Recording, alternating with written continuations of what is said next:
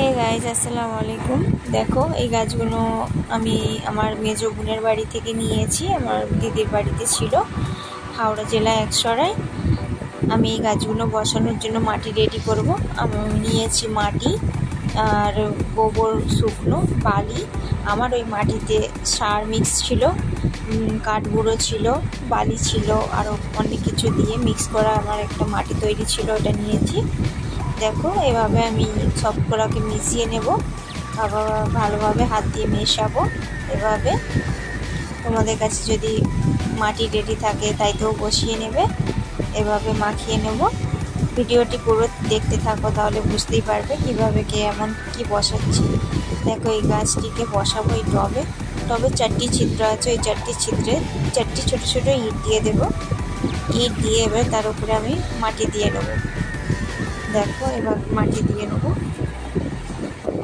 ভিডিওটি ভালো লাগলে সাবস্ক্রাইব করে দিও, লাইক শেয়ার কমেন্ট করে জানিও কেমন হয়েছে। দেখো, এভাবে বসাবো।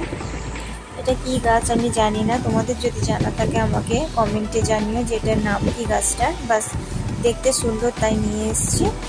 এবারে মানি প্ল্যান্টটা লাগিয়ে নেব। নামেই আছে মানি প্ল্যান্ট লাগিয়ে অনেক পয়সা আসবে আমার বাড়িতে। তার জন্য ফের এখানে 4টি ছিদ্রতে আমি 4টি ইট দিয়ে দেবো। দেখো, দিয়ে আবার আমি মাটি দিয়ে নেব। এভাবে মাটি দিয়ে পটাকে ভর্তি করব। ভর্তি হয়ে গেলে অর্ধেকের কম আমি তারপরে গাছটি লাগিয়ে আবার মাটি দিয়ে নেব। দিয়ে ভালোভাবে সেট করে নিয়েছি। দেখো, এভাবে সেট করে নেওয়ার পর আরেকটি গাছ ছিল, এটার নাম তো টাইম ফুল, বাট তোমরা কি বলো সেটা আমাকে কমেন্টে জানিও। এভাবে এটাতেও 4টি আমি ইট দিয়ে আমি গাছ দিয়ে দেবো, যাতে পানিটা ভালোভাবে যাওয়া আসা করে। এভাবে মাটিও দিয়ে দেবো ফের। দেখো, এভাবে দিয়ে দেবো ভালোভাবে আস্তে আস্তে। দেওয়ার পর একটা একটা করে আমি এই মাটির ভিতরে ঢুকিয়ে দেবো। এভাবে করে পুশ করে করে আমি ঢুকিয়ে দেবো। সব কটা আমি রেডি করে নেব। আমার একটা সাবস্ক্রাইবার ছিল, তার নাম Nargis. Thank you so much Nargis, like share comment করার জন্য আমার ভিডিওতে। দেখো বন্ধুরা, এবারে আমি এগুলোতে পানি দিয়ে নেব।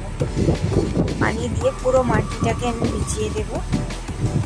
এভাবে ভিজিয়ে, ভিডিওটি যদি ভালো লেগে থাকে লাইক কমেন্ট শেয়ার করো, জানিও কেমন হয়েছে।